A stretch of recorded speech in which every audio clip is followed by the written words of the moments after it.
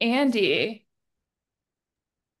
RJ, just talk about how you felt about the team's defensive performance first game versus second game. Obviously, there were some things that Coach Holtmann wanted to tie up, and it felt like you guys got out to a lot stronger of a start at the beginning of that game. Just how do you think the defense evolved from even just exhibition one to exhibition two?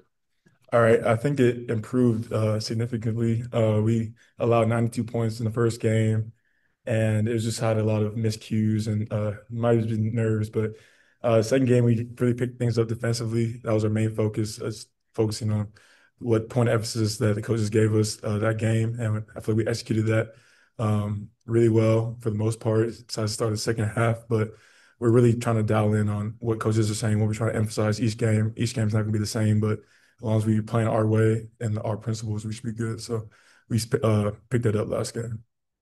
Joey. Hey, what's up, RJ? As you head into the season here, I guess what are some of the biggest strengths that you see in your eyes from this team entering the season? One of the biggest strengths for us, I feel like we don't have one guy that it's going to be a 20-point scorer. It can be anybody's night. So say it's my night and say she's not having a good night or she's just having a good night. I'm not having a good night. We're going to rely on each other, find other ways to win. And I feel like that's a big thing for our group. And we rely on defense too. So if we're not scoring, we're going to get stopped. So yeah. Nick.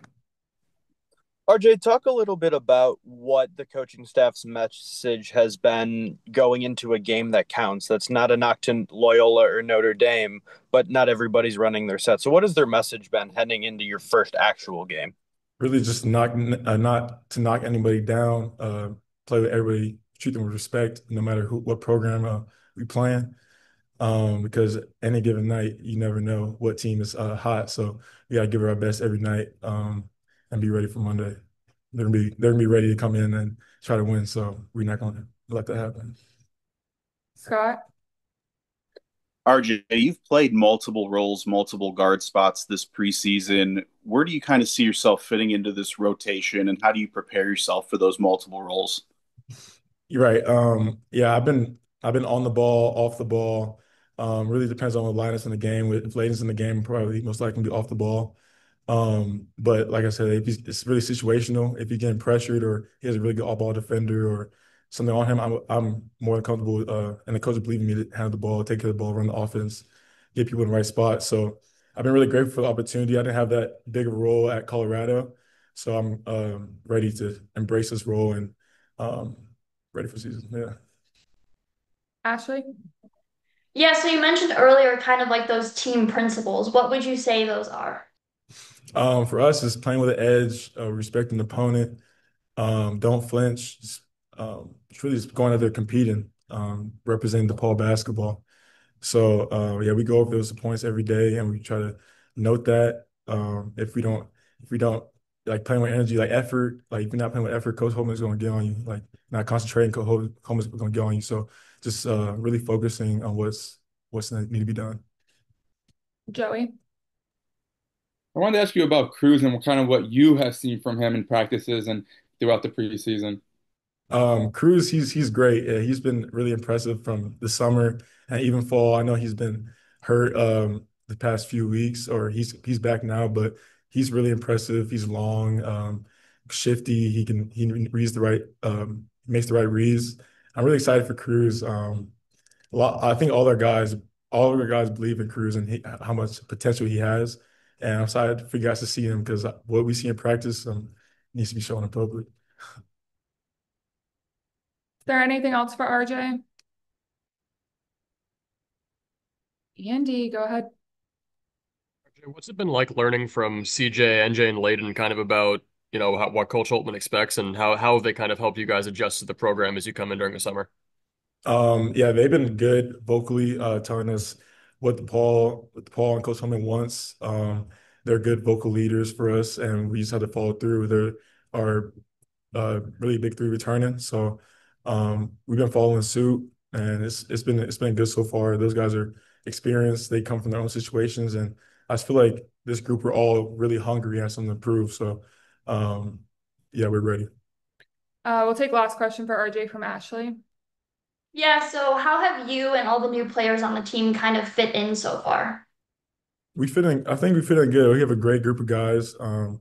We all getting offense and defense down. We all actually want to get better, want to compete and win. So we all have the same mission. So and that's winning. And I think that's helping us in the locker room and our coaching staff to come together. All right. Thank you, RJ. If Thank you you all will give guys. us one moment, we'll have coach.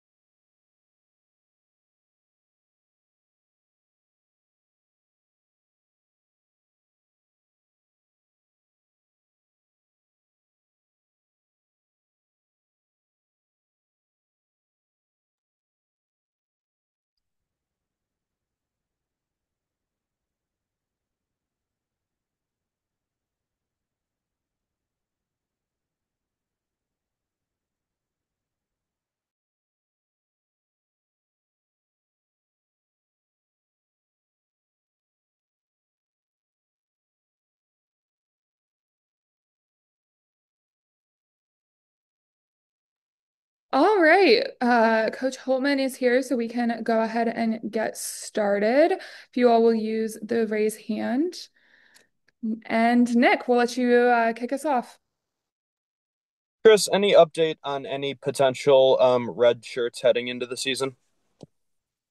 Yeah, we should have news probably following game one, but we're still working through that.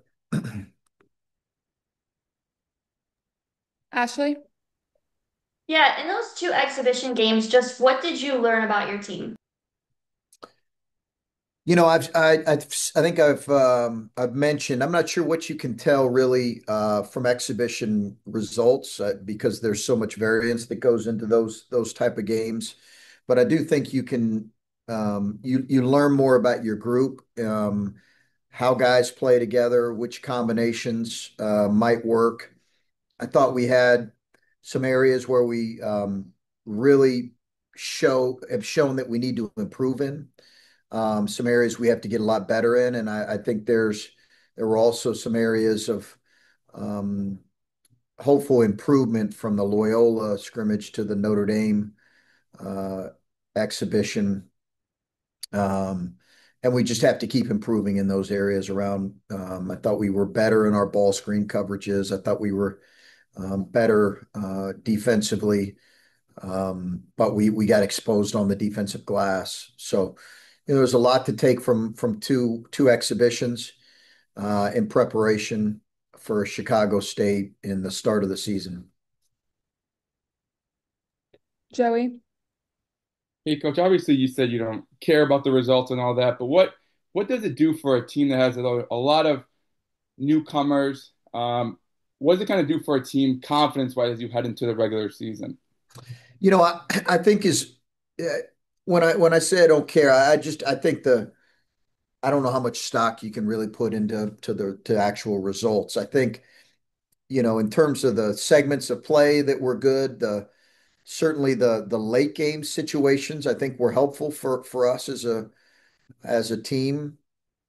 Um, we looked at different lineups, started different lineups. I could see us continuing to do that moving forward, to look at some different lineups.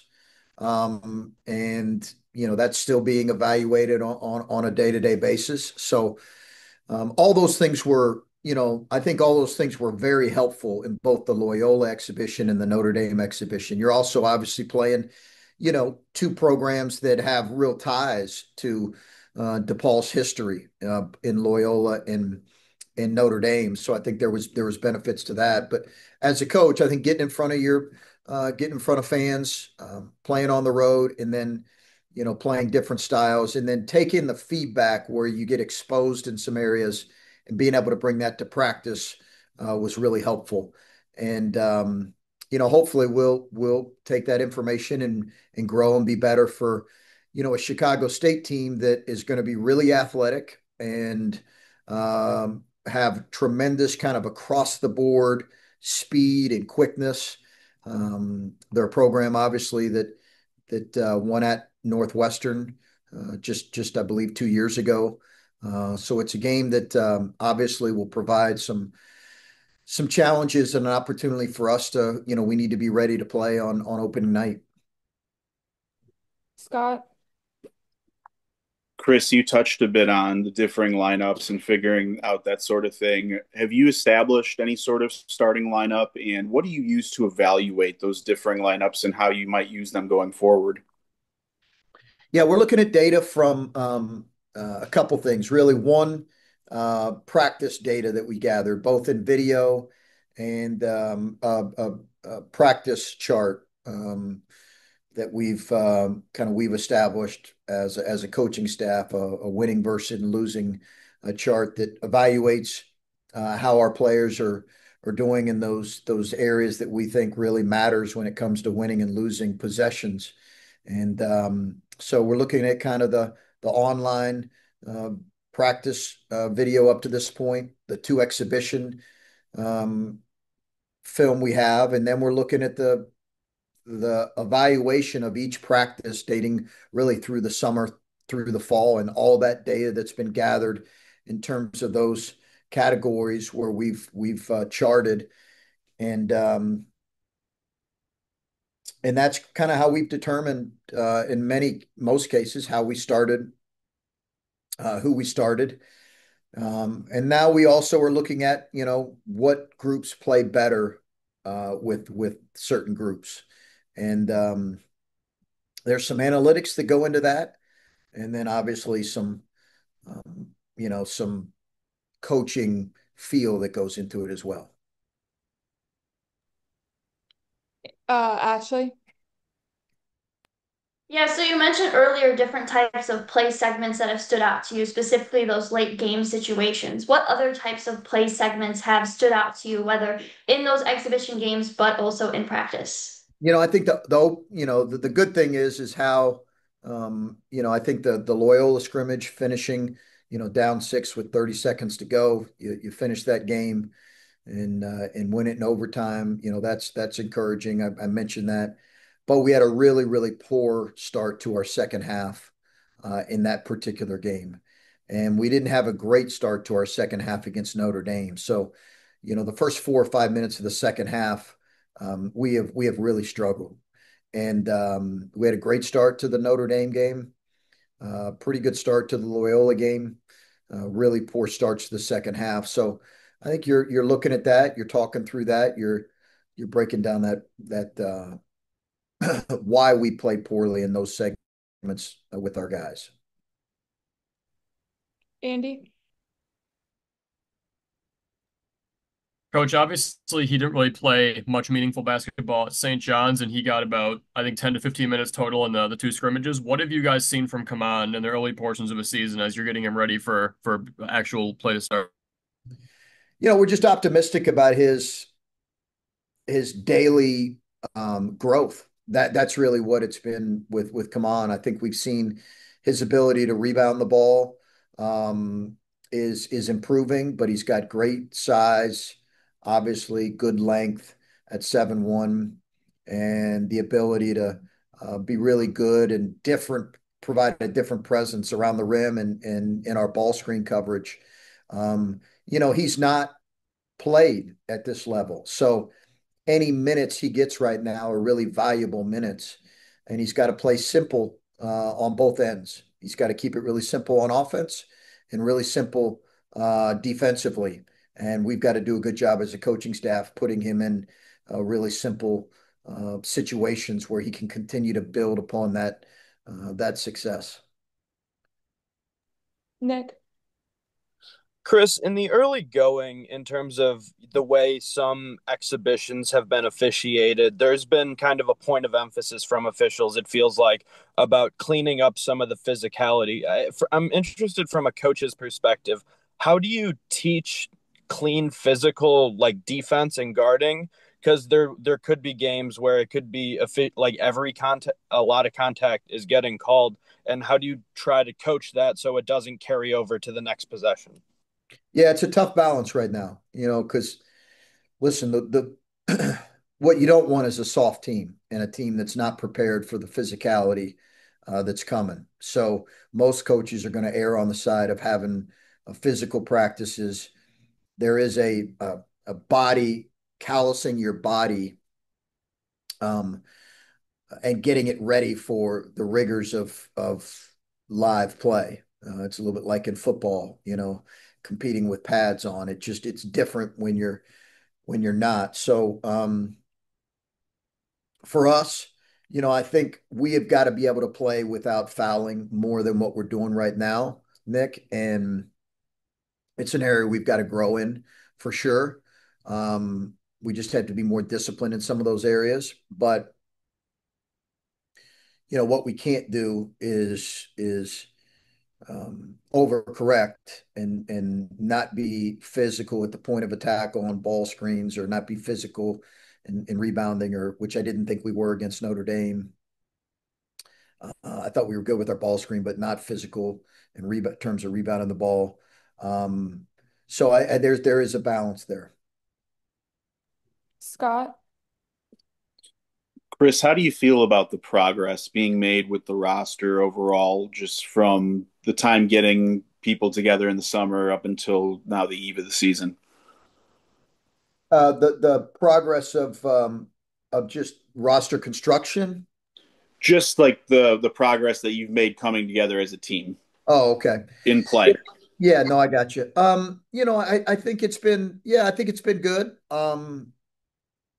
I don't know if you fully know that, Scott, until you go through adversity as a group. You don't really have a great feel for um the character of your team until you get put in those positions. And you could say we were in both of those games, and I think responded well in moments and need to respond better in other moments. But I think at this point, we've had some guys emerge that have been, I've talked about a guy like Brandon Macklin, who is just, this is his first, several months with us, and he's emerged as a guy that I think carries a degree of influence in the locker room, on the floor and off the floor. And so that's been encouraging to be able to just identify and learn.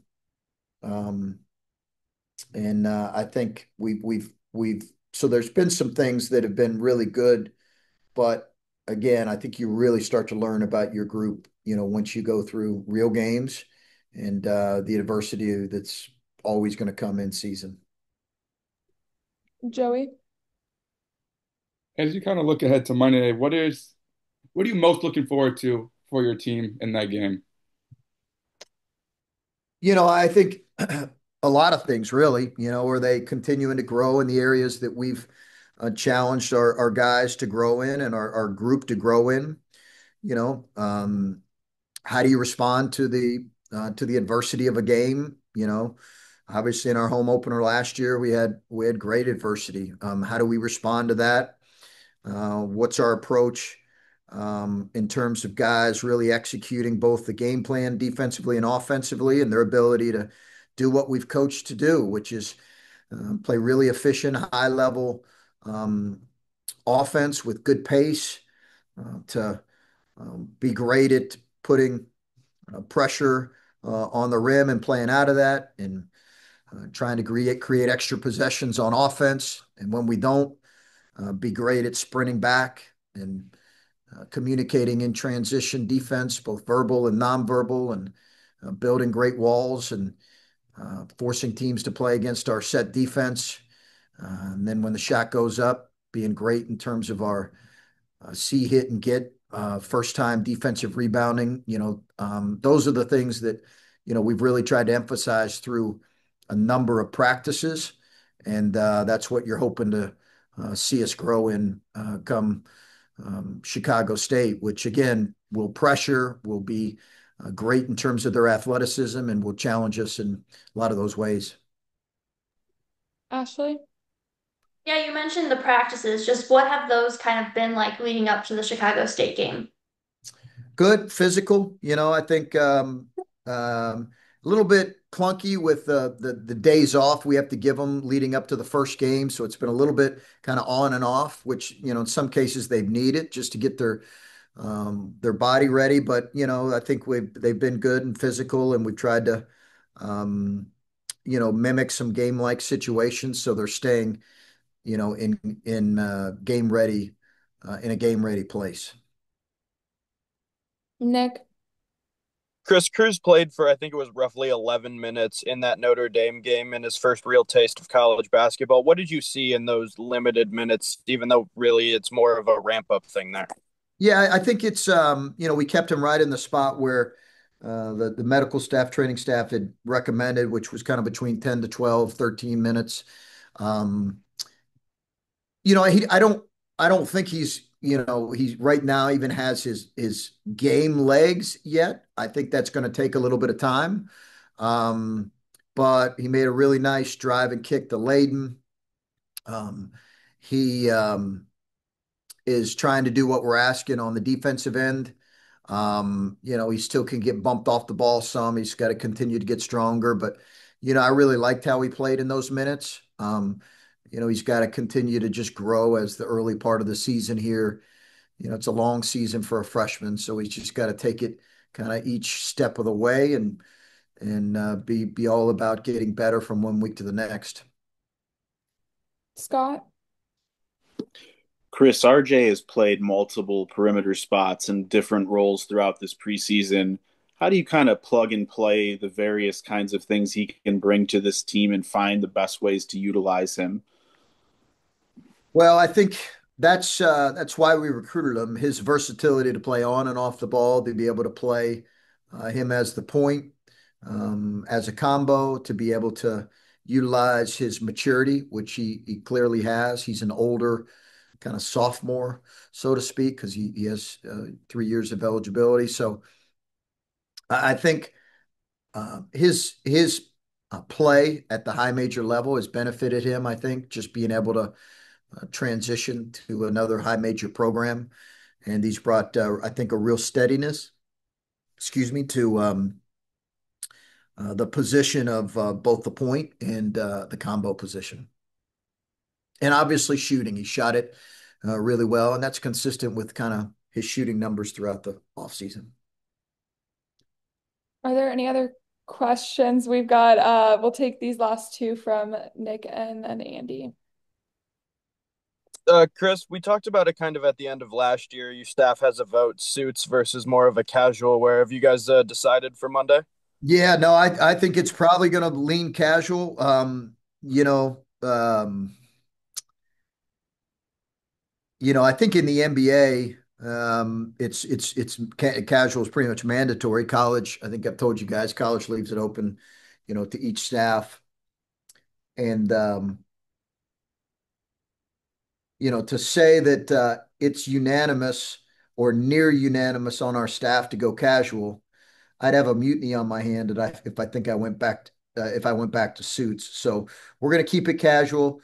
I think there are times maybe we'll dress up on certain occasions, but we're going to keep it casual for now. Andy. Coach, this is just a question I neglected to ask on Friday night because, long night.